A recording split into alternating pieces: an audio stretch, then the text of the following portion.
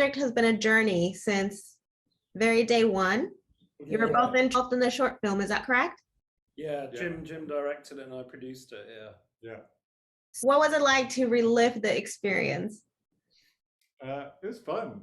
I think we were like, when we made the short, we were just like, we kind of just wanted to stay there because we made it in the short film in like 2 days or 3 days just in the Welsh countryside. We're like, oh, this is really like, it felt just sort of experimental and fun. And we like to then have the opportunity to go back and build on it was just like really exciting.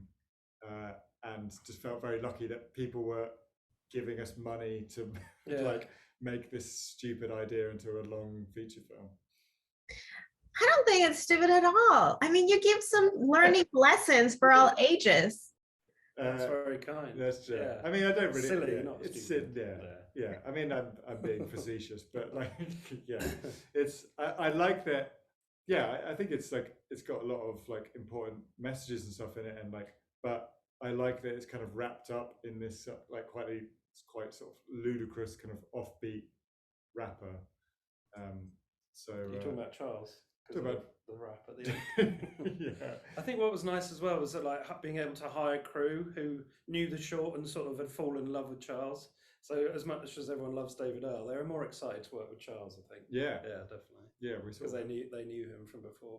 Yeah. So it must have been exciting to also not only relive it, but get to cover a little more in depth for the full length film. I think it was nice to be able to grow the world and the community that they lived in. That was a good starting point to go.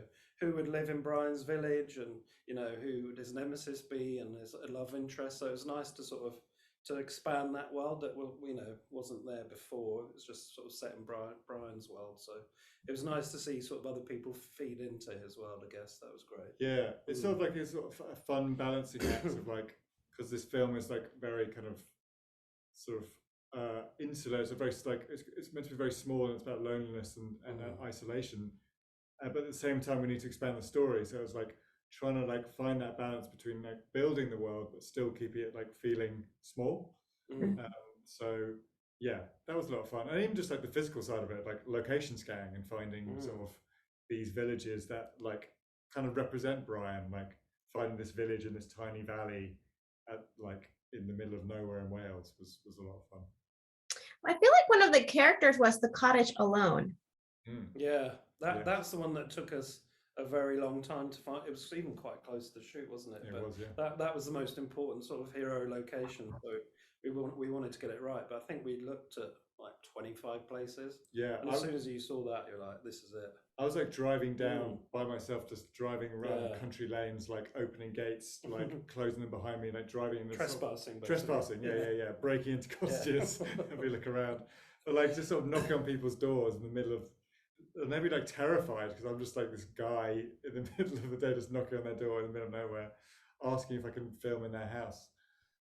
But in the end, our location manager, Julia, just found this amazing place, and it was just perfect to have everything there. And it wasn't there. I mean, the production design team did a lot of stuff, but the core of that house, like the wallpaper, that was all there, wasn't it? Yeah. It was like, there was no central heating or like gas up there, was there? And It all just felt very remote, and just we were like, this is where Brian would live. Yeah, straight away.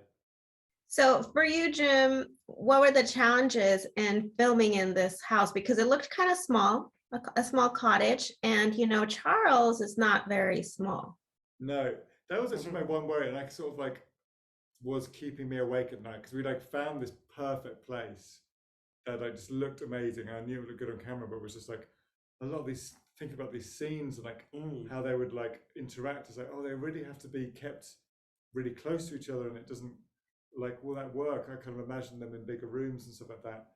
But then, but then that kind of like really added to it. Like the fact that Charles has to kind of does knock stuff over and like has to sort of like squidge through all these like spaces just really, adds to the comedy of it.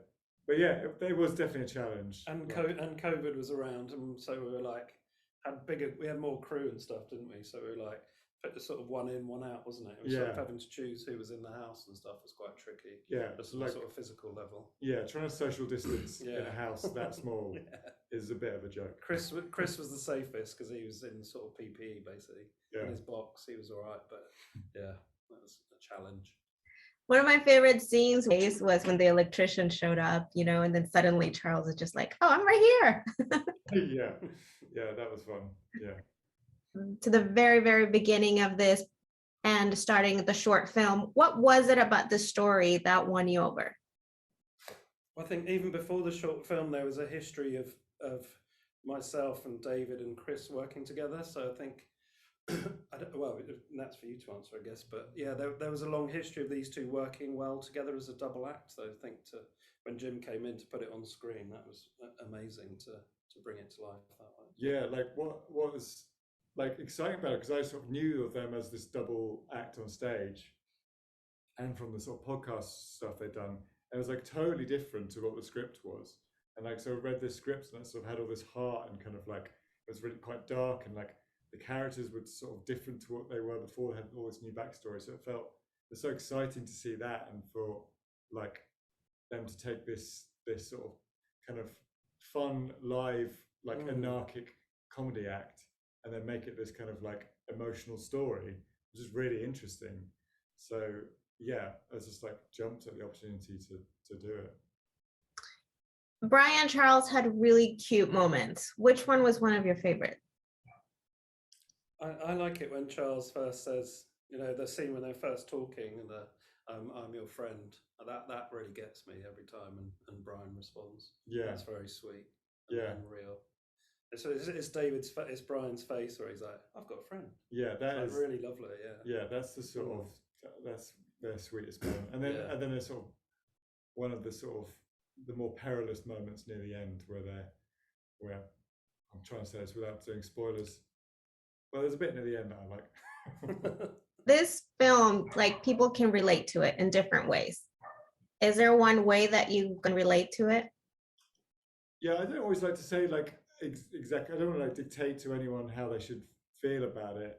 Like, I mean, I think because I think Charles is kind of like a bit of a blank canvas that everyone can put a lot of their own emotions onto. So I never really like to say what it's about, but yeah, I think a lot of some of the common ones are like relationships with family members and things like that. And just two friends hanging out, having a good time. Yeah, two pals. Yeah.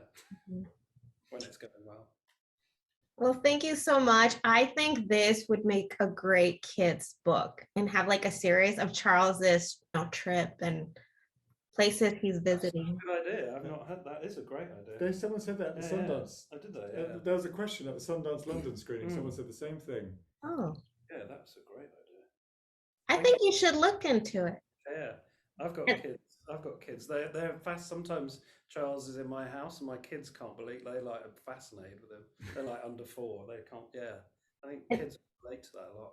Yeah, and each cover can be one of Charles's postcard, and then the book is the story of that trip, that location. Do you want to write it? Yeah, you Charles. You contact me and we'll talk. I'll give you the ideas. Well, thank you so much. Congratulations. Thanks so much. You're welcome. You too. Bye.